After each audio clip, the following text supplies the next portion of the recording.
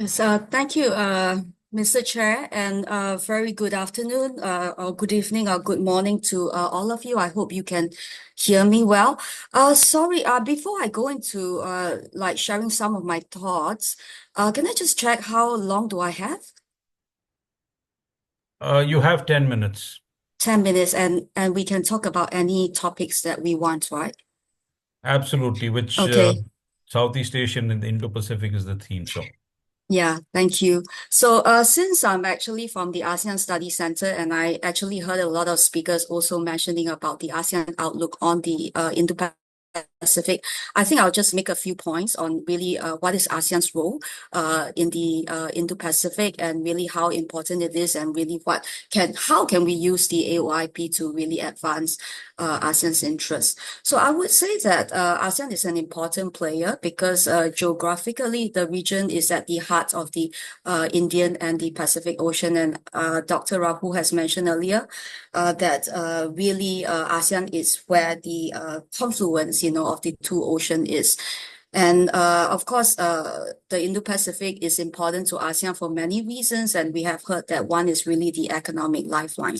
And we know that the region sea lane, including the South China Sea, are very vital to ASEAN's trade and, of course, energy security. But also, the Indo-Pacific is really a region that I would say is characterized by geopolitical rivalries. And I would say that the Indo-Pacific is really the stage, right now where great power rivalries play out, particularly between US and China. And I think for ASEAN, maintaining a neutral and balanced stance is very crucial to preserving its autonomy and unity.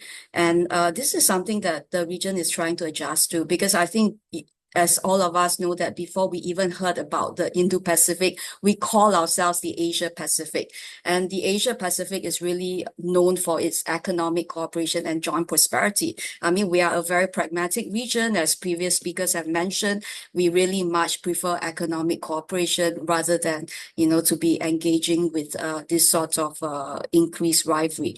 And of course, another reason is because of the increasing transboundary challenges like climate change, IUU fishing, illegal fishing, disaster management, and all these issues, of course, demand regional solutions. And ASEAN's convening powers, through our ASEAN-led mechanisms, makes ASEAN a uniquely positioned organization to really address all these shared challenges.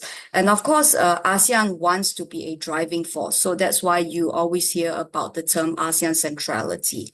And it has sought to position itself as a key player in shaping the Indo-Pacific future through the ASEAN Outlook on the Indo-Pacific that was actually adopted in 2019. So we are actually about 5 years into the implementation. And of course, the question is that most people ask is really how effective it is, which I want to address in a while. So I think what is important about the AOIP is that it actually underscores the inclusivity and cooperation that ASEAN's really desire, such as in the four priority areas like maritime cooperation, connectivity, sustainable development, and economic collaboration. And all this cooperation, should preferably, be undertaken through ASEAN-led mechanisms like the East Asia Summit, the ASEAN Regional Forum, and the ASEAN Defense Ministers Meeting Plus, which consists of many of ASEAN's dialogue partners, including India, Japan, and so on. So, of course, promoting the AOIP has not been really without its challenges, because ASEAN really operates on the principle of consensus, and many speakers have mentioned that earlier. And of course, what is challenging in the Indo-Pacific is that its member states do not accord equal priority to the principles or the strategies on the Indo-Pacific.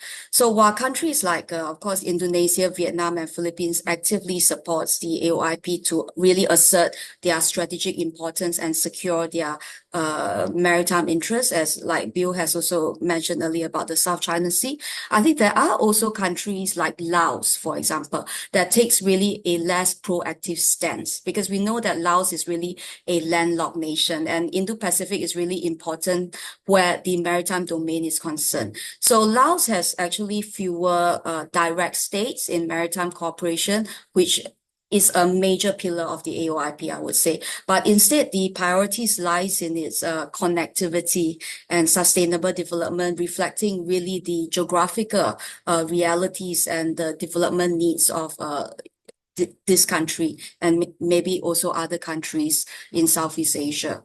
So, of course, despite this sort of differences, I would say that ASEAN has really made some significant strides in operationalizing the AOIP. And we talked about it earlier under Indonesia's chairmanship in 2023.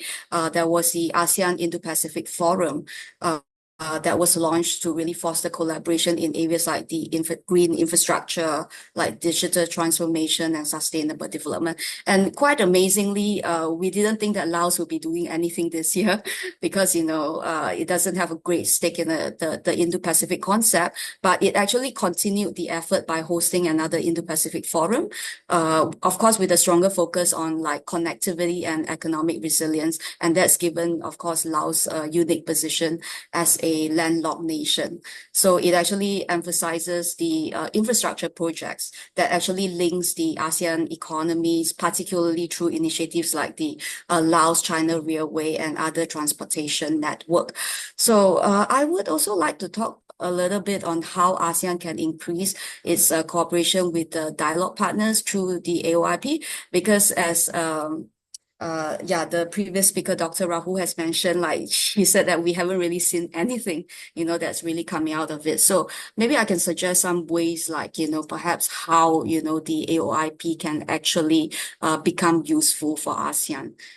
And simply because the AOIP is really one of the key initiatives that we have now, and our Singapore government calls it omnidirectional. So it's really not targeted at any nations.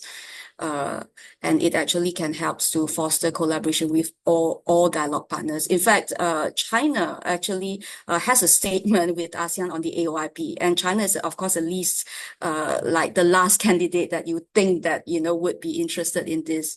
But it's also part of it. And I think that's also because a significant aspect of this concept, this AOIP, lies in its rhetoric and the principles that are reflected in the various statements that includes the respect for international law, inclusivity, transparency, etc.